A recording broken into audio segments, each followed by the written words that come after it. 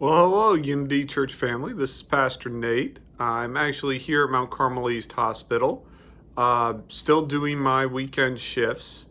But I just wanted to share a little message, little announcements too about what's going on. First, we'll get to the announcements. Many of you know that we will not be having service tomorrow, but please check out Pastor Amy's sermon for tomorrow and service that goes along with it. And if you hear someone in the background, that is Pastor John Berkner providing vocals and guitar to the hymns.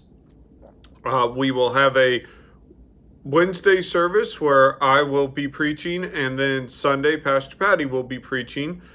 They will be taped in advance, but we will post them so that you kind of get the feeling of going to church instead of just looking at videos, actually going to church.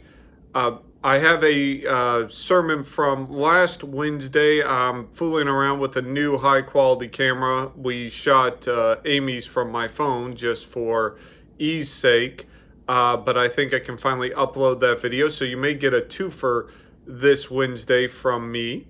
So I wanted to just share a thought, and one of the passages for this week is Psalm 23. Many of you know it, and tonight I find myself in a place I always sort of wished I would be, but now I'm scared that I am. I always thought when I was younger, I'd love to be a missionary and go to places where I really put something on the line. Maybe not my life per se, but in some ways, really step out of my comfort zone. And now I'm in a hospital in the midst of a pandemic, and I find myself just wanting to go home. And I think about fear, and people say, it's courage comes from not having fear, but moving forward in facing our fears. So that is my challenge for you. And of course, don't take that as a charge to go against social distancing. But what can you do to step out of your comfort zone this week? Maybe it's make phone calls, write cards, even calling someone or sending a message to say I love you could be a huge challenge for some folks.